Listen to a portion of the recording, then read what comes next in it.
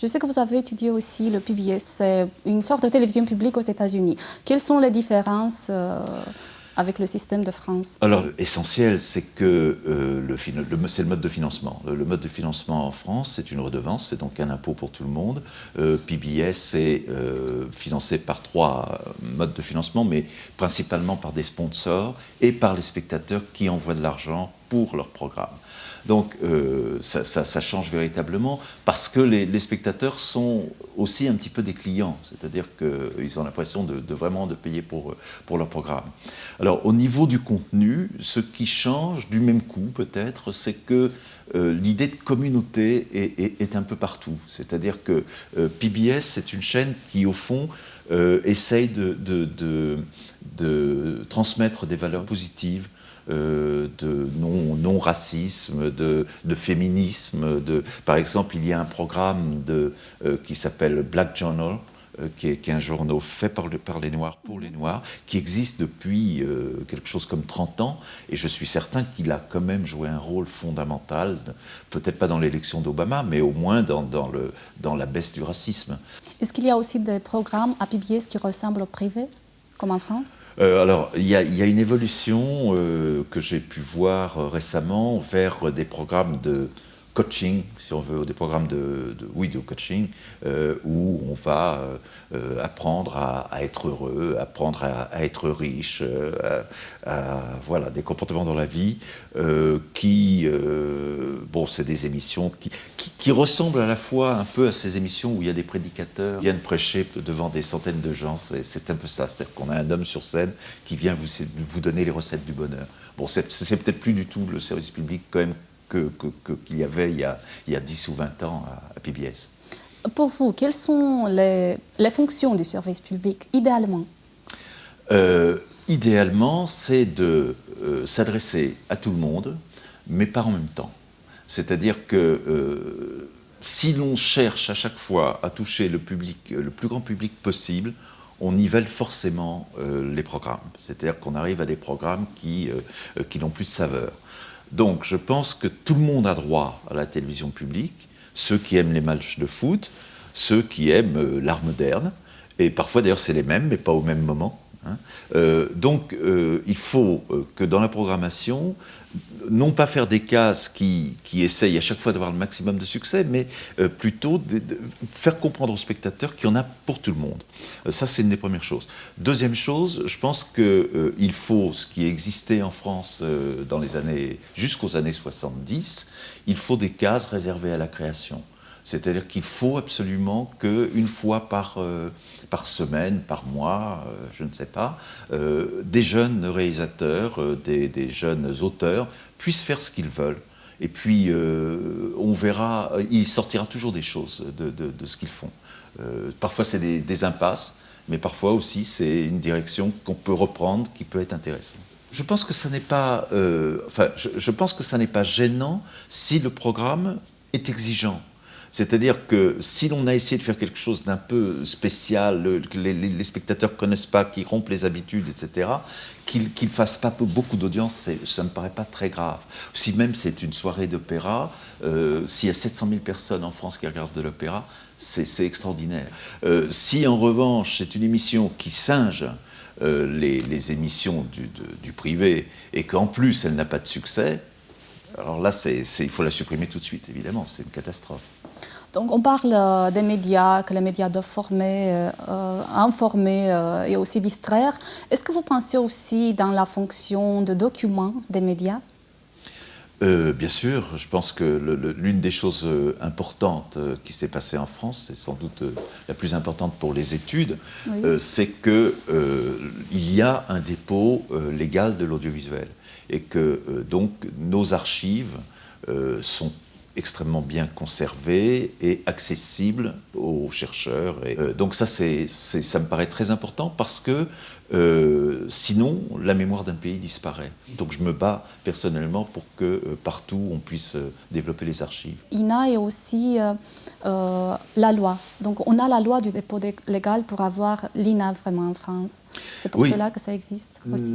C'est-à-dire que en fait, la première finalité de l'INA était plutôt commerciale. Il s'agissait de garder des archives pour les professionnels de la télévision qui en avaient besoin. Si une journaliste avait à faire un sujet sur Mitterrand, il pouvait choisir des tas d'images de François Mitterrand. Donc c'était ça la première fonction. La deuxième fonction, le deuxième saut vraiment dans la recherche, ça a été de dire tout ce qu'on conservait, maintenant on va le mettre aussi à la disposition du public finalement. Et ça, c'est une autre chose. Ça n'a pas été premier, ça a été second. Vous avez été invité partout dans le monde, en Brésil, en Argentine, aux États-Unis, au Canada, au Singapour, en Chine, Australie, oui, en Chine en aussi. Australie. Donc vous connaissez un tout petit peu les étudiants, les profs, les chercheurs de tous ces pays. Est-ce qu'il y a des choses communes ou des différences très grandes? Alors, je pense que d'une certaine façon, peut-être les différences les plus grandes, c'est entre les chercheurs américains et les chercheurs français. C'est pas du tout la même tradition. On est plus près, nous, de l'analyse des programmes. Les chercheurs américains vont directement à des grands problèmes politiques qui ne nécessitent pas toujours d'entrer dans le détail d'un programme. Donc là, je vois une opposition. Est-ce que les études pour les médias sont assez dans le temps avec l'évolution technologique, ou c'est difficile de tenir le pas? Non, je pense que ça évolue bien avec les évolutions technologiques. Le seul problème, c'est peut-être encore un problème de mémoire, c'est que beaucoup de jeunes chercheurs étudient les web-séries, les web-feuilletons, web-documentaires, la télévision sur le web, en pensant qu'ils peuvent ignorer ce qu'était la télévision avant. Si vous voulez, comme quelqu'un qui étudierait, je ne sais pas, le roman du XXe siècle, en ne sachant pas ce qu'était le roman du XIXe. Bon, c'est une absurdité. C'est peut-être là le problème.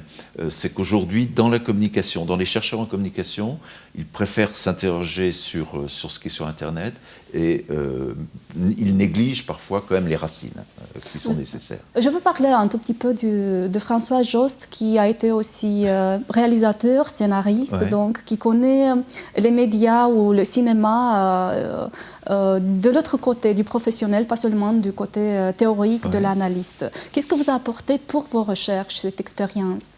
En fait, au départ, je voulais faire des films. C'était mon ambition. Et j'ai cru que... J'ai assisté à des tournages, j'ai été stagiaire sur des tournages de grands films. Et puis, j'ai cru que grâce à ça, après en écrivant sur le cinéma, je ferais du cinéma. Et j'ai compris un peu tard que c'était deux métiers, deux milieux totalement séparés. Et que même quand on voulait faire du cinéma, il ne fallait surtout pas dire qu'on avait écrit sur le cinéma. Donc j'ai fait des courts-métrages après, qui ont eu... le premier court-métrage a eu 2-3 prix.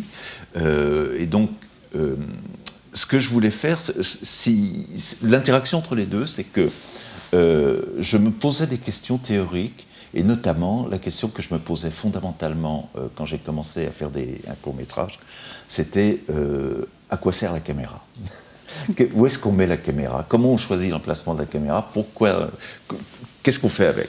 Et mon premier film était vraiment sur ça. C'est-à-dire que j'avais des scènes qui revenaient, qui étaient filmées de façon assez différente, et c'était vraiment ce que je cherchais artistiquement. Et puis après, j'ai écrit sur le point de vue. J'ai écrit un livre entier sur justement, en gros, la place de la caméra. Donc là, je suis parti de la pratique pour aller vers la théorie.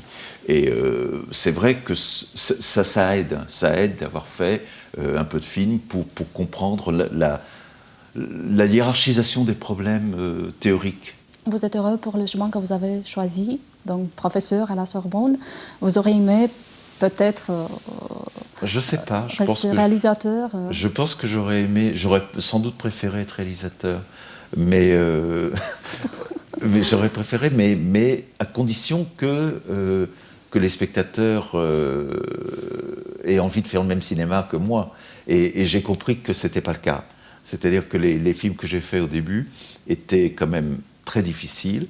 Et donc, ils avaient l'estime de gens qui travaillaient dans le cinéma, mais j'aurais été très malheureux par la suite, parce que j'aurais eu que des échecs. Donc, bon, j'ai quand même bien choisi, sans doute. Dans quel genre de cinéma vous croyez? Quel genre je faisais ou... Quel genre vous croyez et Quel vous genre je faisiez? crois aujourd'hui?